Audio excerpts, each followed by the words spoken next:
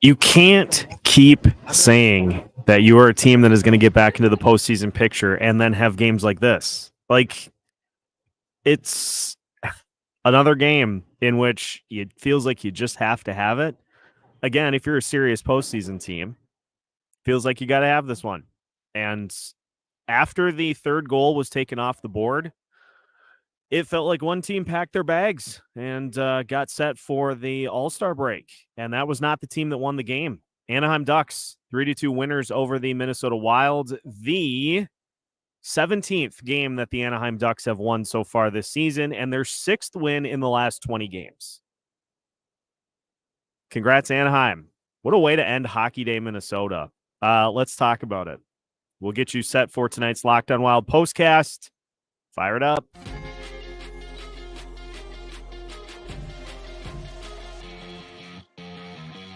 You are Locked On Wild Postcast, part of Locked On Minnesota on the Locked On Podcast Network. Your team every day. I hate to start that I called this all the way back after the second loss to the Dallas Stars.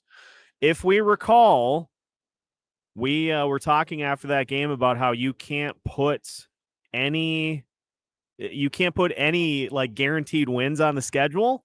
Yeah, you get what you pay for as the Wilds squander a second consecutive third period lead, 3-2. And I mean, honestly, the XL Energy Center was so quiet you could hear a pin drop in the third period.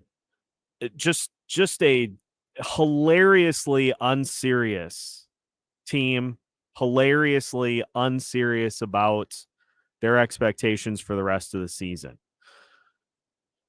Credit to the Anaheim Ducks, because a team that you should win, a team that you should beat, they didn't have Trevor Zegras in the lineup tonight. Again, they had only won 5 out of their last 19. 5 out of their last 19 games. 5 out of their last 19 games. 16 wins on the season. And you can't be bothered to keep going. After the Johansson goal was taken off the board, completely different vibe out there. And you could see the Anaheim comeback coming from a mile away. They get the equalizer goal to make it 2-2. And then something that was just extremely irritating to watch, the number of times the Ducks were able to slip behind the defense and get breakaways and odd man rush chances. Troy Terry scores the go-ahead goal. He shoots initially. Gustavsson makes the initial save after Hartman kind of blocked it off his ankle. Goes right back to Troy Terry, and he buries the second one, and it just sucked the life out of the XL Energy Center at that point. And so I'm going to do it. 49 games into the season, we're not talking about the postseason the rest of the year. It is not an attainable goal for this team. I have the money puck odds right now. I have the money puck odds on the screen in front of me right now. And the Minnesota Wild, after squandering that opportunity, they are on life support. And so they're at a 2.85%. It somehow went up after the loss to the Nashville Predators. 2.85%. It's over. It is not a team that is really even serious at this point about making a postseason run. You keep saying, we'll get them next time. We'll get them next time. Well, guess what? You can't keep squandering these games. And I have had about enough of watching this power play just abandon shooting the puck. It's not even in the repertoire. And there were so many guys tonight who just continue to pass the puck around. I mean, the power play in which the Ducks scored directly after it was finished, as Troy Terry came out of the box to head to the other end and score the game winner. like 2 shots. And here's another thing that is just a massive problem for this team. The inaccuracy on a wide range of the shots that they take. They finished tonight with 38 shots on 66 attempts. Like the lack of skill, the lack of ability to finish is a disaster for this team. And you lose Pat Maroon after the first period. You have Freddie Gaudreau in and out of the lineup in the second. You're rolling 3 lines. You're rolling your top 3 scoring lines, and there just is no attack. The Wild didn't get their first shot of the third period. Didn't get their first shot of the third period until about 8 minutes in. It's so unserious. It's so like, how delusional are you to continue to see this play out and continue to say we are a team that is absolutely capable of getting to the playoffs? It's just, you're not, and you won't. So super frustrating way to end the Hockey Day Minnesota festivities. But hey, greater good, as John Merrill's trade value has never been higher after score. And let's talk about this too. John Merrill did not make contact on that goal. That should have been a Matt Zuccarello goal 100%. He did not make contact with it in any way.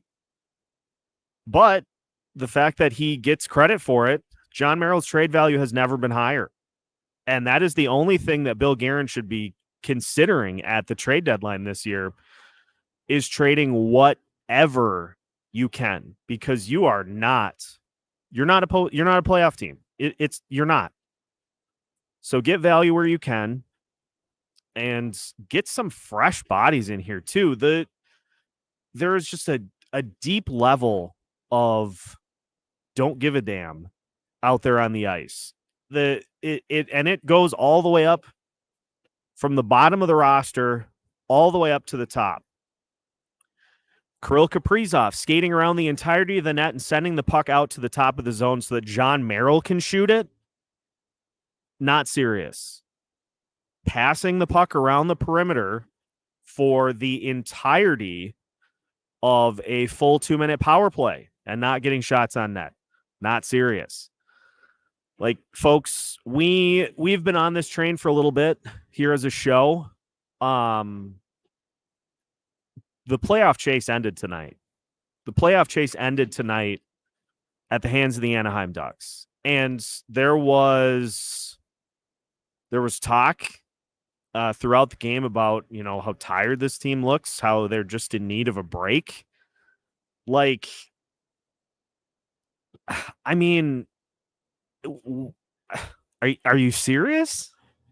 Like, it's another one of those benchmarks, and you're trying to restart the season for what, the 5th time? Just a mess. And it's not that they lost. Like, if you're on team greater good, losses are fine.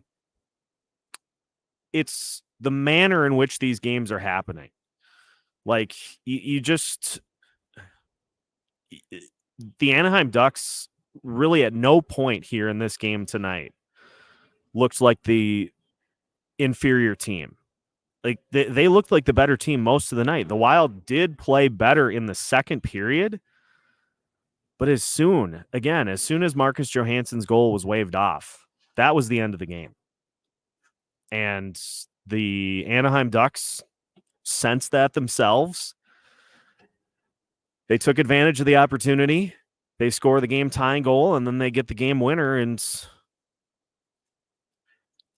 Marco Rossi said after the game that the team is frustrated. They're mad about what is going on. Does not look like it. There are just so many optics that have happened this season so far. And it seems like the one constant that we continue to see is these stretches of games in which there just is really not a lot of there's really so much inconsistent play. You can look like world beaters one period, and then it looks like there's only one team playing on the ice the next. The only thing that has been consistent for the Minnesota Wild this season is that they have been maddeningly inconsistent. So it's over. That stop the count. It's over. Playoff chase officially ended tonight. So we have a lot to discuss. We'll open it up to comments, and we'll see what everybody else is feeling, as this is going to be the last time that we get to have a postcast until February 7th. So we will we'll get your comments, and we will talk about everything that took place and all the stuff that didn't in tonight's Locked On Wild postcast that will continue after this.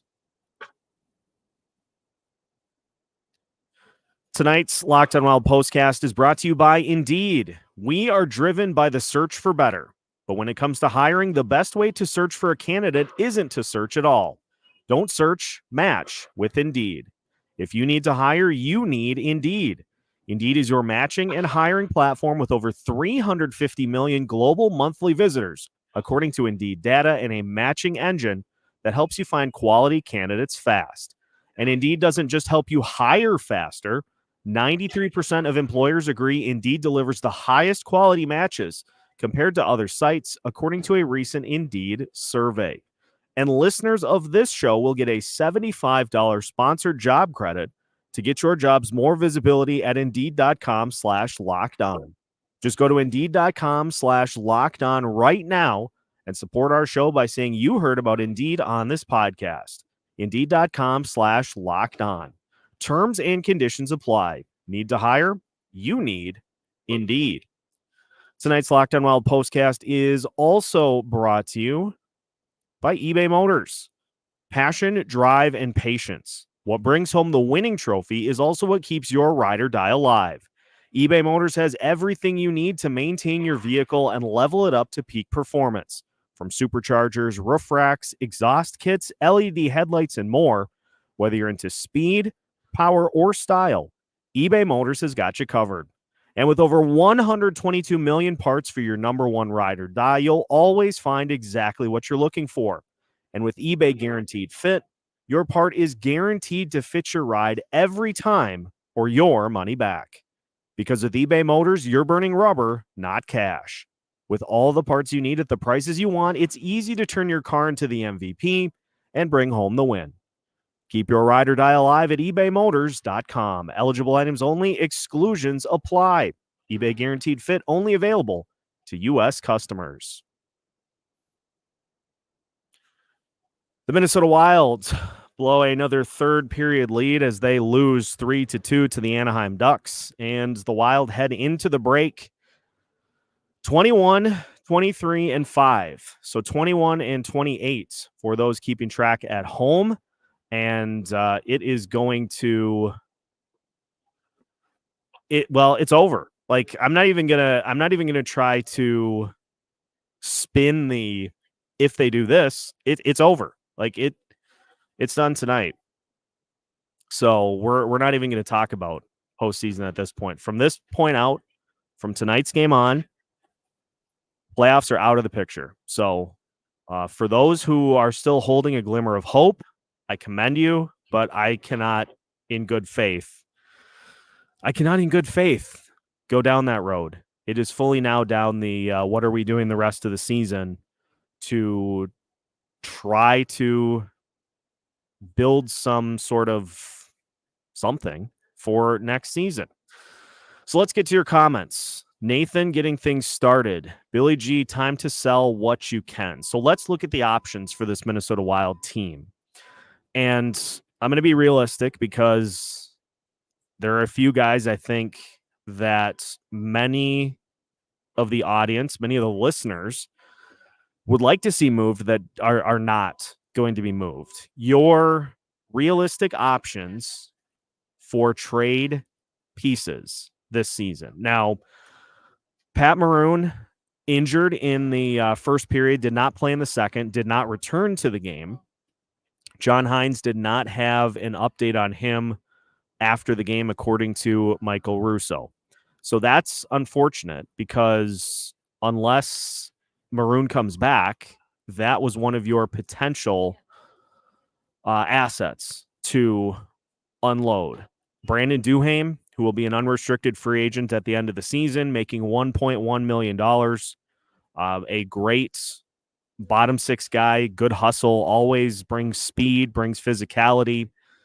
He is probably your most valuable asset at this point for the trade deadline. And maybe you end up being able to convince a team like the Tampa Bay Lightning to throw the trade package they had last year to Nashville, where they traded a first, a second, a third, and like a fifth. Maybe you can find some sort of a trade package like that. But Brandon Duhaime is definitely your most tradable asset right now. And obviously that would be unfortunate to lose a guy like Duhaime, but he's an unrestricted free agent at the end of the season. He's making $1.1 million. So he is an affordable bottom six asset for a team like the Florida Panthers to go grab. Pat Maroon, if he comes back, he is an unrestricted free agent as well. He has a 16-team trade list. So that hurdle can certainly be cleared. Maroon making $800,000 because the Lightning are paying $200,000 of his salary this year. So Maroon could be an option for a player to trade away at the deadline. Beyond that, Zach Bogosian, who has a 21-team no-trade list, $850K, veteran defenseman. Those are your most realistic, marketable assets unless you decide to go big and try to make a major shuffle. But I don't see that as being something that's going to happen because that requires your GM that requires your GM to kind of have a realistic and honest approach as to what is going on with this team right now. And the rhetoric that we get is that this is still a team that's expected to win every night. They don't. And this is a team that is expected to make the postseason. They won't. So until we get okay, it's time to call off, and it may happen by the trade deadline. It may be that this team is so far out of a potential spot that there is no choice for them but to make some trades. But at this point, it's still, we got to keep pushing. Despite where we're at now, officially removing the word postseason from the Locked On Wild vocabulary. The on-ice product speaks for itself. I don't have to rehash because every single person in here watches, sees what happens on the ice, and so you all know it's not going to happen. And so being a seller at the deadline is the most logical approach for this team this season, which will open up some spots for guys to get opportunities up at the big club. Just looking at some of the other comments here. The bit is now back. The OG Trade Kaprizov has joined the chat. We'll see how many of these we get here tonight. Bryce joining us. Great season, guys. We'll always have the 11-4 under John Hines. Remember those days? Yeah. Amanda joining us tonight. 3 goals given away yet again. I was pretty floored by the amount of odd man rushes, especially early in the game, that Anaheim was able to generate by just overly sloppy play with the puck. I mean, I lost track of the number of times that the Wild just were drop passing into the middle of the defensive zone. Drop passes to nobody that Anaheim was just able to freely grab without really having to do a ton. Gustavsson had 2 breakaway saves in the first period. I think there were 2 others as the game went on. And then, of course, you had the Troy Terry goal on the 2-on-1 out of the penalty box. Like,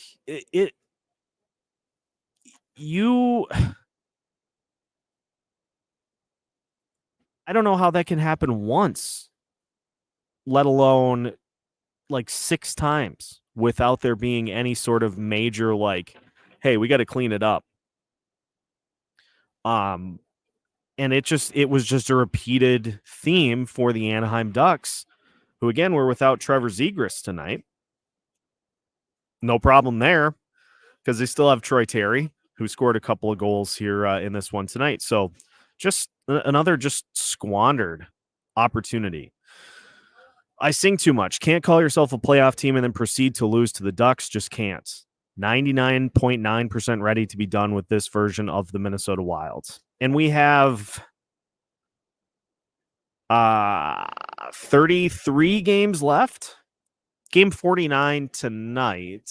Yeah, 33 games. So it's just going to be just the most painful death by a million paper cuts until we get to the point where the team stops trying to push and we can finally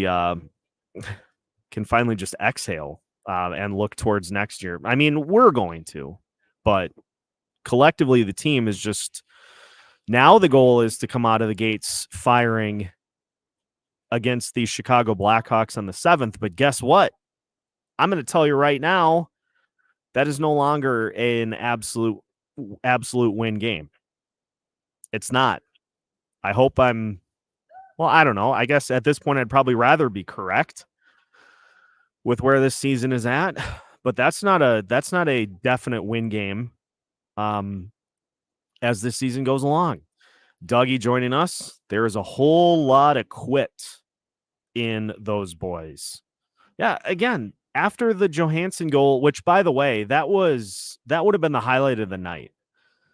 Johansson scoring on an amazing screen from Joel Eriksson, who completely face guarded Lucas Dostal in net, but got called back because Matt Boldy was offsides. Although I'm going to gripe for a second, because I think we are going down a similar road with the NHL that we are going down with the NFL, where you're getting too advanced with the replay to where you can freeze frame and go frame by frame with whatever you are.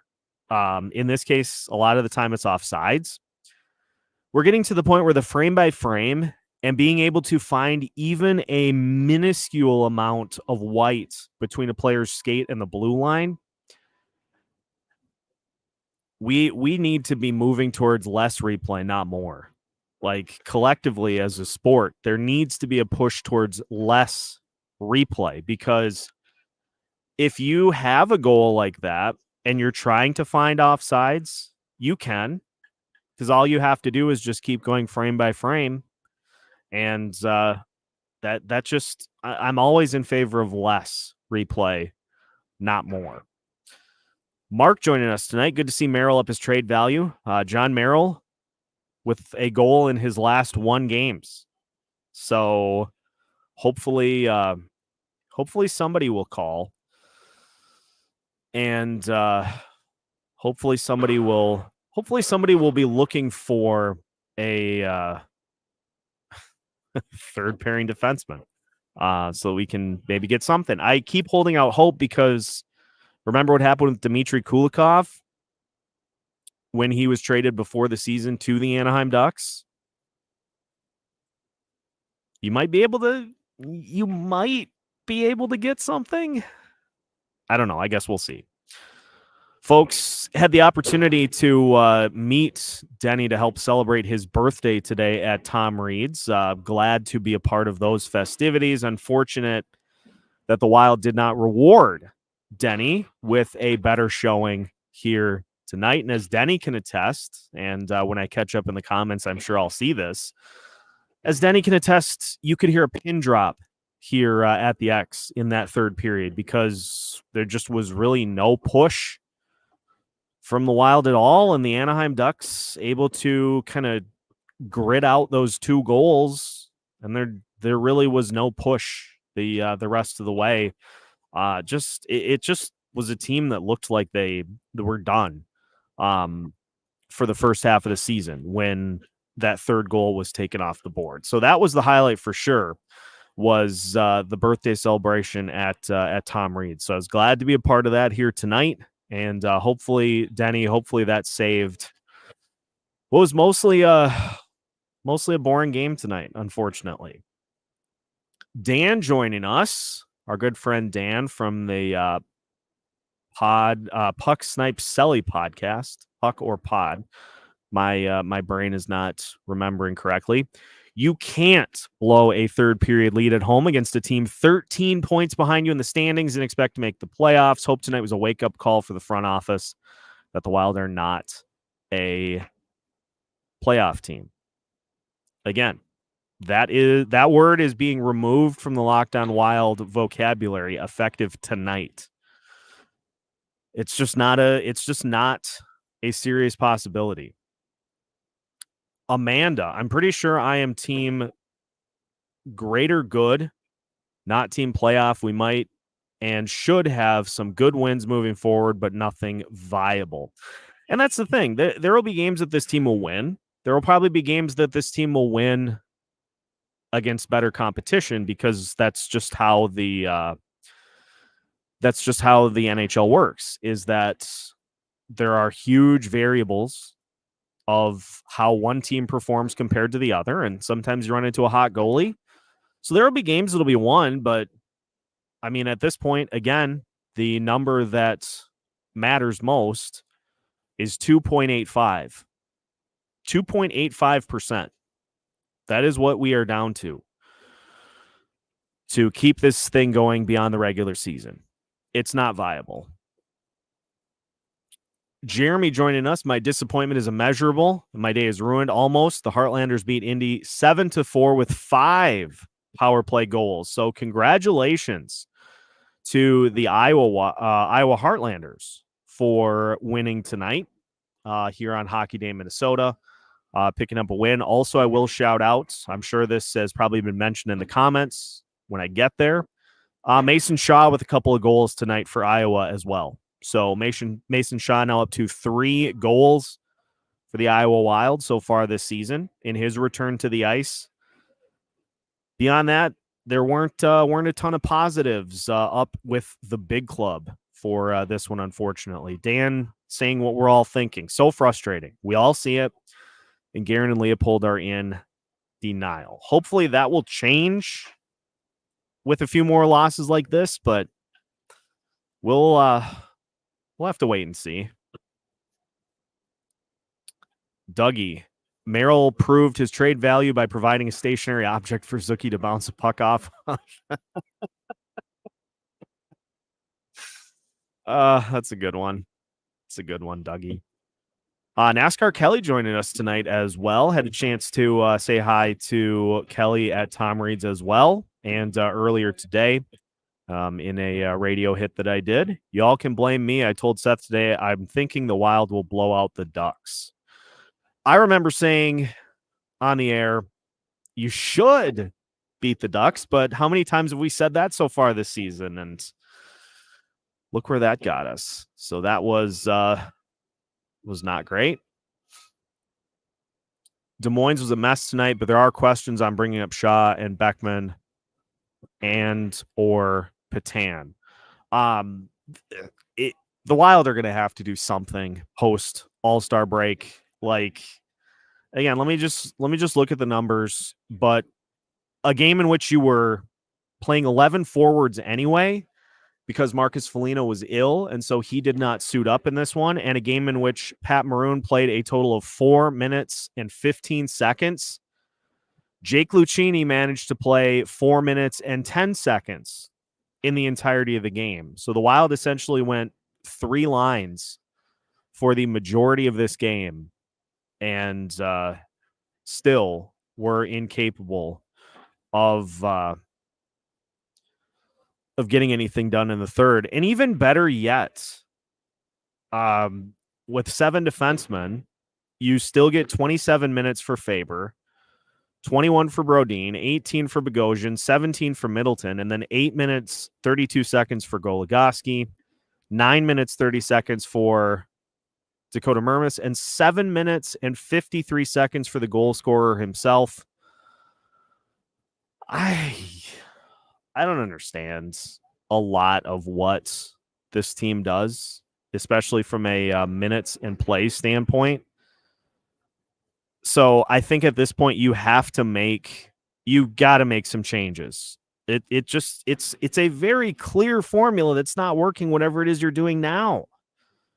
And if you were so confident to play Damon Hunt for 15 minutes in a few different games, what are you worried about with giving him that amount of time that you are worried that you can't extend those current back 3 options or those 2 back options? Like Dan's got it right on. I know he scored tonight, but John Merrill, 7:53 time of ice, Goligoski, 8:32. Get Hunt in there. What are we even doing? I don't know. And, Duhaime had a bit of a minutes bump, 13:06 tonight, again with Maroon out. Freddie Gaudreau missed some time, but he still finished with 14 minutes, 37 seconds. But Gaudreau, Hartman, Johansson, Maroon, all Eriksson Ek, all negative tonight. Boldy negative tonight as well, -1. Like the car is missing a wheel, and nobody has done anything about it for almost 4 weeks. And Denny is right on here too. Absolutely nothing from the fourth line. Third line was terrible. Please bring up the kids. Hunt, Beckman, Walker should be playing. Let's see what they can do. I am in full agreement. Like Adam Beckman, let's just see. Let's just see if Adam Beckman scored tonight, because he had scored 4 goals in the last 3 games. And I just want to see if he scored tonight as well, because if he scored in actually, okay, let me just bear with me. Let me just find it here. Iowa played tonight. I'm gonna have to go to the AHL website for the stats of that game. Not currently updated on the Iowa Wild website. So we will just take a peek, because if he has scored to where it's now, looks like he did not, at least here. But still, 4 goals in 4 games. Over the options that are currently playing things out, you got to give him a shot. First loss on Hockey Day since 2016. 13-game winning streak against the Anaheim Ducks also snapped tonight. And it's a shame, because Hockey Day Minnesota always has this aura around it of mystique, and it's just a great way to celebrate all the hockey that's played here in Minnesota. And this was as bad of a game as you could have hoped for. We have lots of games left. The kids get some playing time. Yeah, that is the greater good at this point. Give those guys an opportunity to come up here and see what they've got. As Jeremy notes, Sean Patan were pretty wild tonight, connecting on 2 east-west goals. Dan is going to make the plea once again for Andreas England. We talked about this again, if you folks, if you subtract Merrill, Goligoski, and Bogosian from the equation for next year, that's going to be 3 spots. I'm not confident that Jared Spurgeon can be relied upon at this point until he is ready to come back from those surgeries. You're going to need somebody back there, and Damon Hunt gets an opportunity. O'Rourke or Lambos, if one of those guys is ready, that's another opportunity. I think the overall consensus is that something's got to change with this current makeup of this team, because it's an old looking roster. It's a roster that is not capable of handling even minute amounts of adversity. And it's deeply unserious. Deeply unserious. Open shot tracker from Denny tonight, passed up 4 open shots from the slot, and it's a team that you just cannot, you can't pass up shots. You're not in a position to pass up looks on the power play. Even strength. You're not a team that is good enough to do that. You're not Dallas or Colorado or even Winnipeg.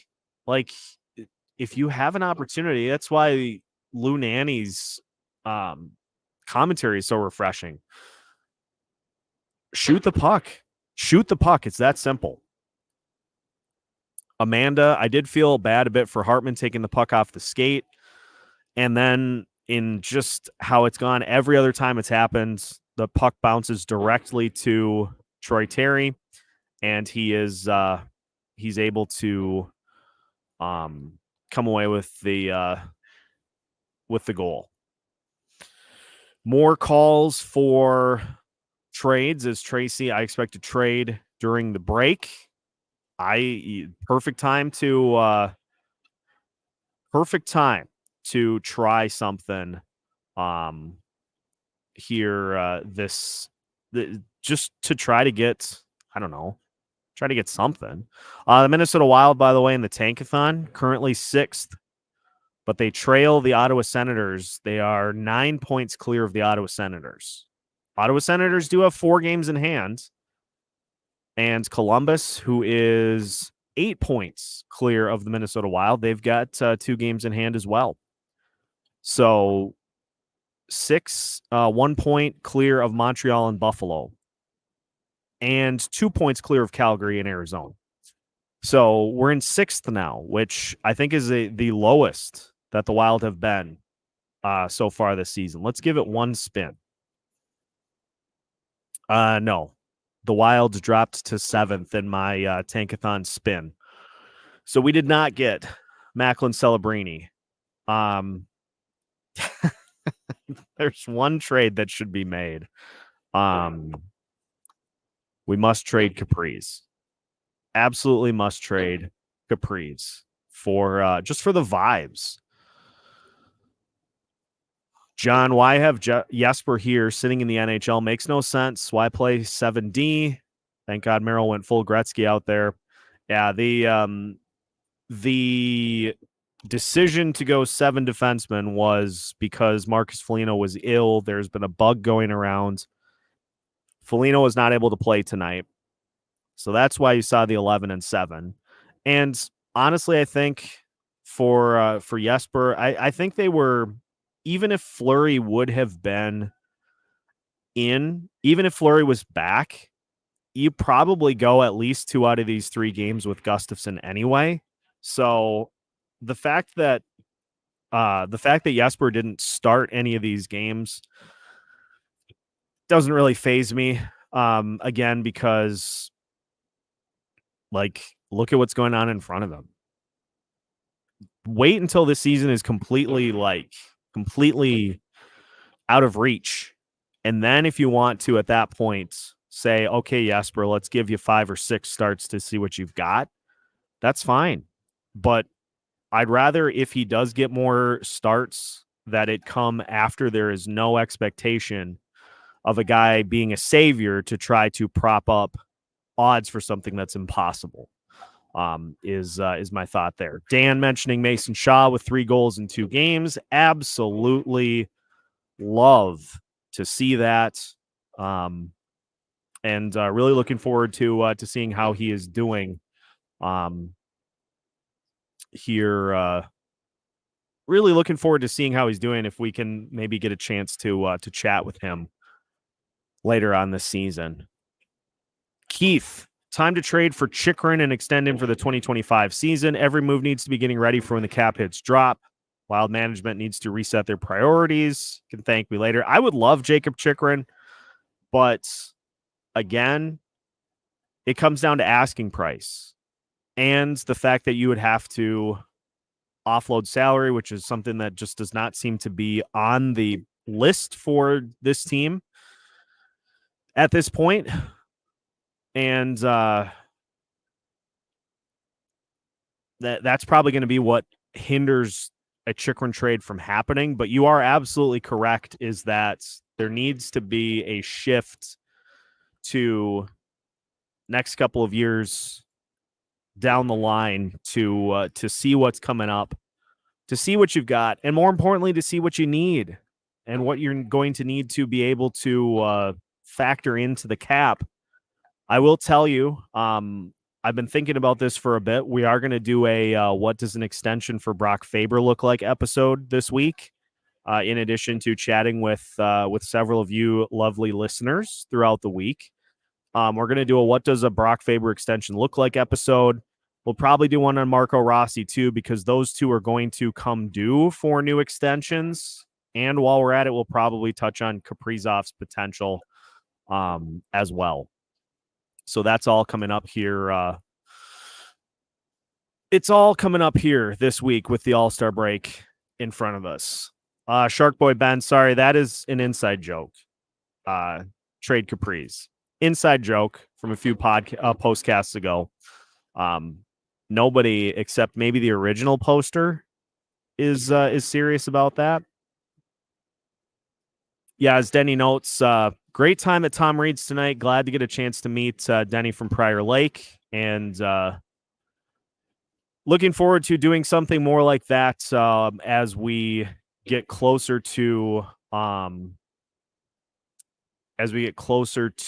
the warmer weather.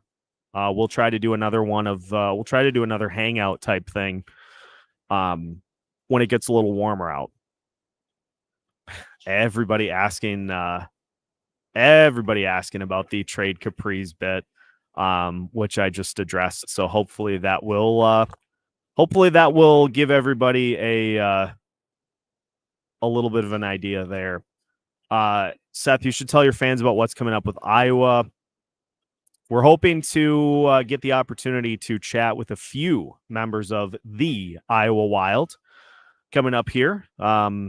Some notable names that we've talked about recently and tonight. So we'll keep an eye on that, try to get that going for you here within the next week or so. So we got some Iowa Wild content coming for you, as well as this. Peace out, Jesse Pierce, as this season further and further derails. We'll keep the content coming. Hashtag greater good. Britt joining us. If you don't play to your potential, you get fined. It all revolves around money. They are getting paid and not getting traded. Any other team would send you packing.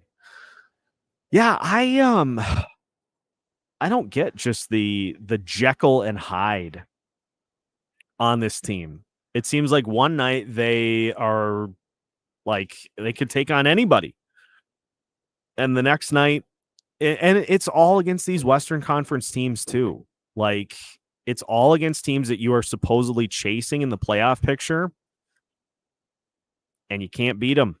Like, if that doesn't tell you that it's not attainable, I don't know what will. Minnesota Mary joining us. Just like last year, the Wild keep passing, trying to find the perfect shot. There were so many open nets available if they would just shoot. Yeah, this is my most irritated part of this game tonight, and especially on the power play. Like, 38 shots in 3 periods, and if the Wild would have not passed up several of those opportunities, they probably have something like 50 and 12 shots against. And look, Lucas Dostal was good, but there were more than a couple of opportunities in which he committed early.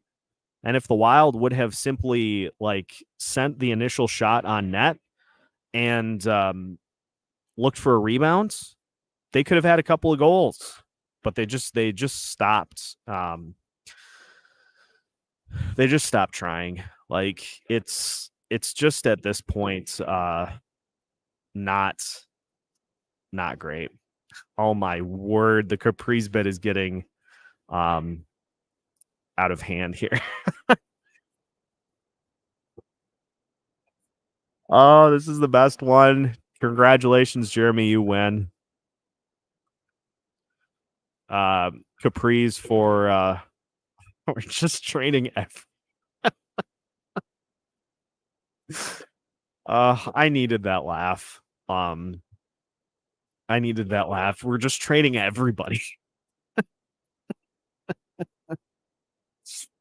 So, untouchables. How about we talk about that? Because, there may be some players that do get moved that are not on the list, but Faber, Rossi, Eriksson Ek. Those are my quick three. Capri's and Volstead. Is that you're absolutely not touching? And to be honest, it's probably an absolute no on Faber and Eriksson Ek. And that's probably it, right? If we're saying absolutely no, I'm hanging up the phone if you even call to ask. It's probably Faber and Eriksson Ek and Volstead. Those are probably the complete inner ring, because if somebody is calling you about Kaprizov,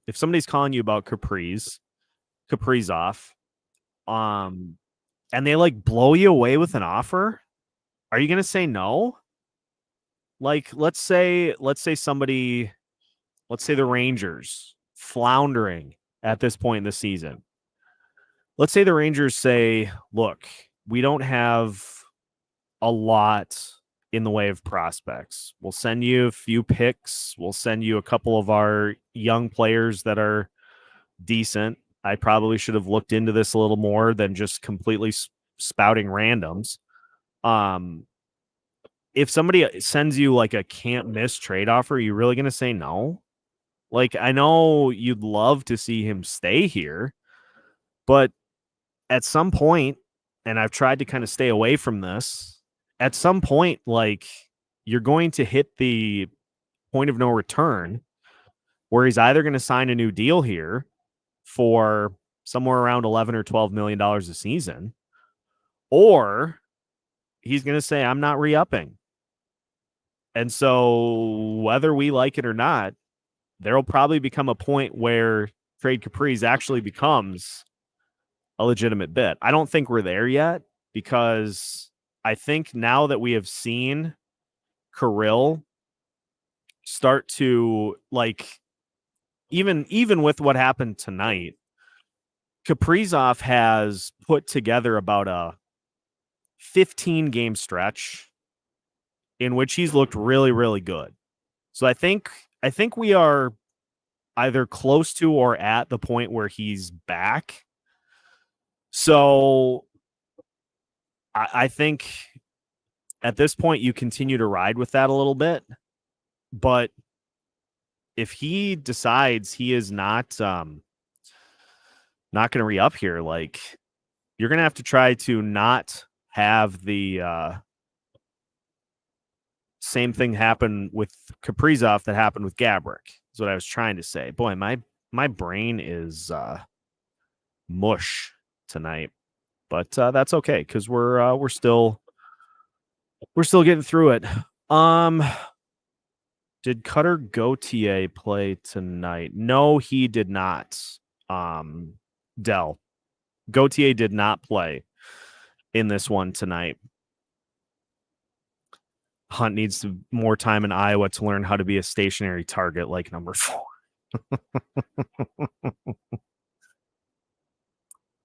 I bet Billy's on the phone tonight. Bet he's still looking to buy. I hope not.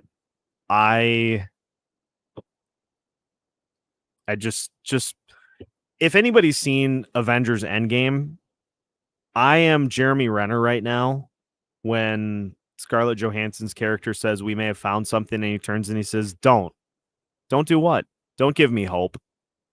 That's where I'm at right now, is just like, just let it be.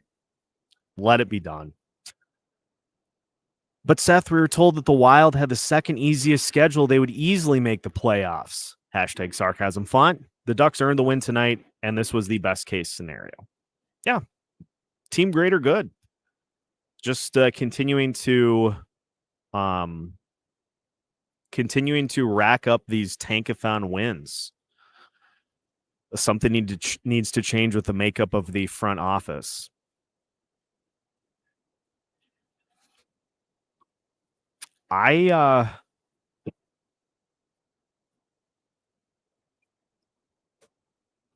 We go from that to this, as Denny notes. Billy said on Beyond the Pond he really likes this team.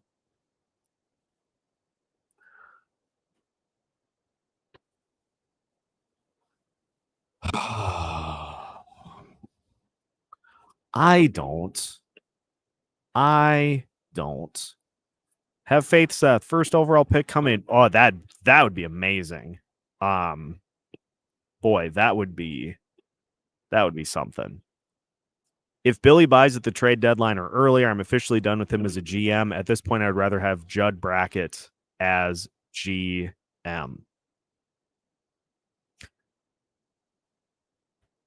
There's a thought.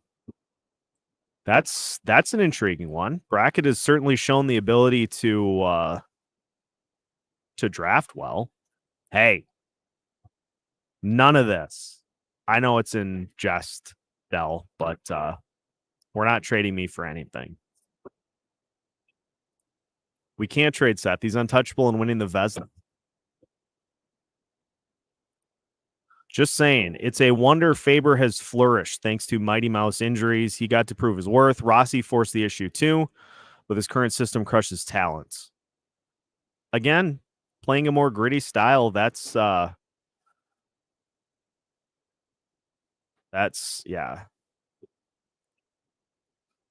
Brian, I've officially stopped caring about this group. Let's be clear here. Not the Locked On Wild, not the postcast group, not the listeners.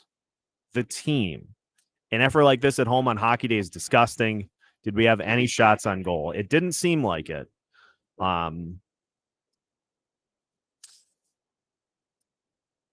It did not seem like they did. All right, now I'm starting to catch up. And young 1C plus picks for Kaprizov. Stützle. Timmy Stützle is not bad. Maybe I'll do an episode about this. But then again, I also would really like to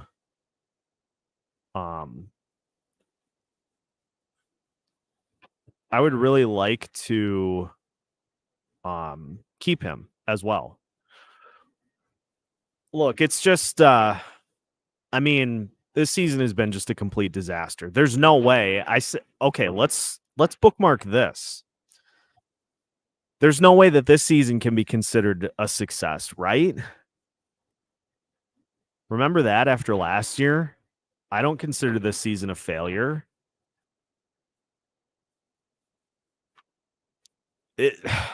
You would think that there are going to have to be some changes after this type of thing happens. The no movement clauses have doomed our flexibility. And I keep having people on Twitter tell me that the contracts are fine, that the no move clauses. Like the contracts for Foligno and Hartman and Zuccarello are all fine.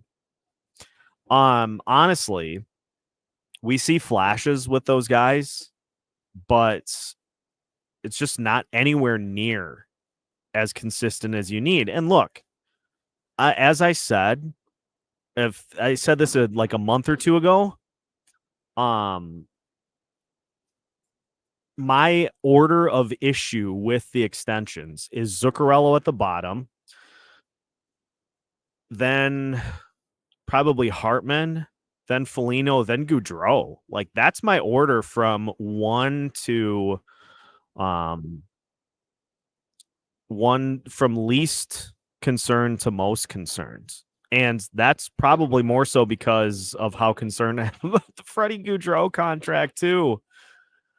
Like, what happened with that one? 5 more years? And I know the AAV is not it's not terrible, but the AAV was never the problem with that contract. It was the 5 years.